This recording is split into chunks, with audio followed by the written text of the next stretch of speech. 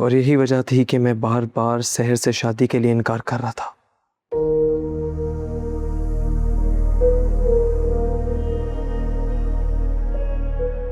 और मैं नहीं चाहता था कि सहर की जिंदगी किसी और की वजह से खराब हो जाए।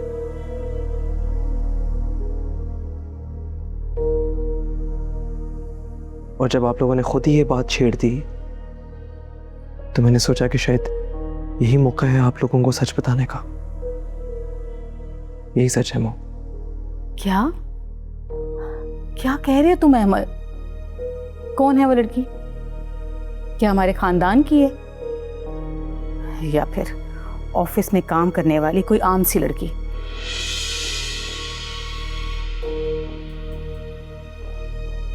बोलो, कौन है वो? मुझे अभी बताओ उसका नाम और पता। मोम, मैं आपको अभी उसका नाम नहीं बता सकता क्योंकि बहुत से मामलात हैं जो भी तय होने बाकी हैं। लेकिन मैं आपको ये बता सकता हूँ मोम कि वो एक बहुत नेक और सुलझी हुई लड़की है।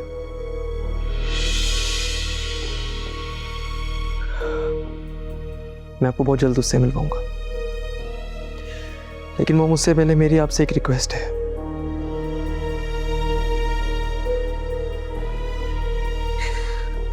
आप प्लीज फौरन सहर के पेरेंट्स को इनकार कर दें।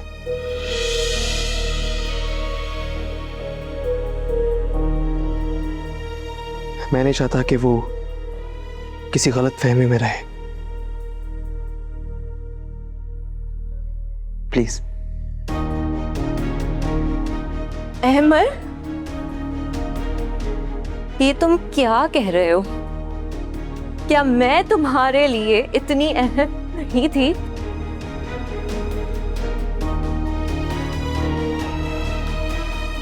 कि एक लड़की के लिए तुमने मुझे रिजेक्ट कर दिया? आंटी, कितनी बड़ी ज्यादती की है मेरे साथ।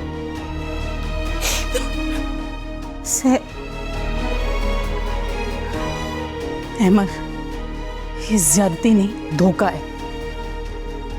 तुम्हें अपनी मां की ममता का इतना भी ख्याल नहीं कि अजनबी लड़की के लिए तुम मेरी पसंद को रद्द कर रहे हो।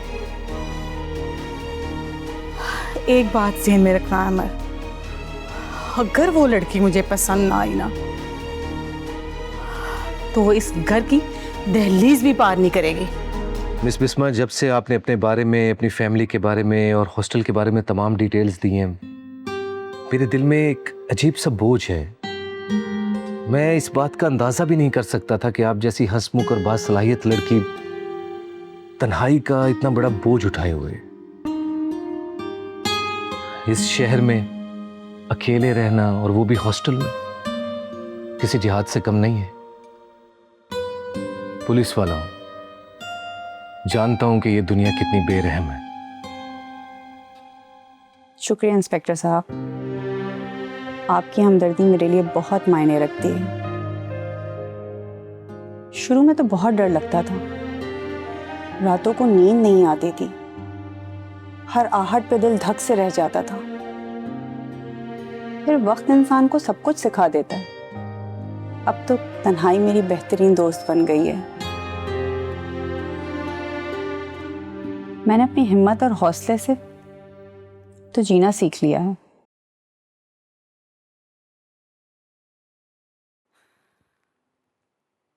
बस कभी कभी जब बबलू जैसे प्यारे बच्चे मम्मी कहकर पुकारते हैं तो कलेजा मुंह को आ जाता है। पुरानी यादें ताजा हो जाती हैं। समझ सकता हूं, कम से कम मिस बिस्मा आपके पास यादें तो हैं। मेरे पास तो वो भी नहीं। मेरी बीवी ने मुझे और मेरे बच्चे को जिस हाल में छोड़ा, उसके बाद ऐसे जैसे मैं किसी औरत पर यकीन ही नहीं कर सका। मुझे ऐसे लगता था जैसे ये पूरी दुनिया बेवफा है।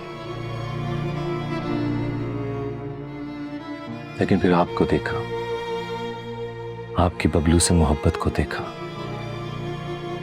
तो मेरा नजरिया थोड़ा सा तब्दील होने लगा।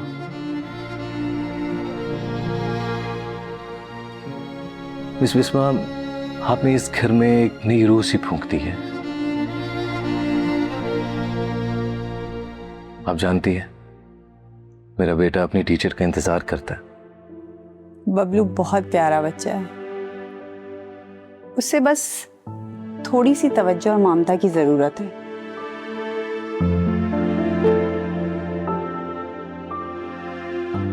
आप देखिएगा, मैं इसे दिल जान से पढ़ाऊंगी।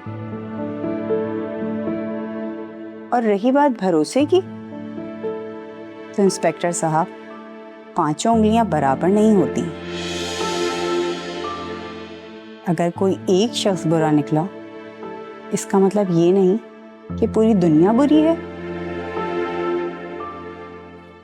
आपने अपने दुख इस वर्दी के पीछे छुपा रखे हैं,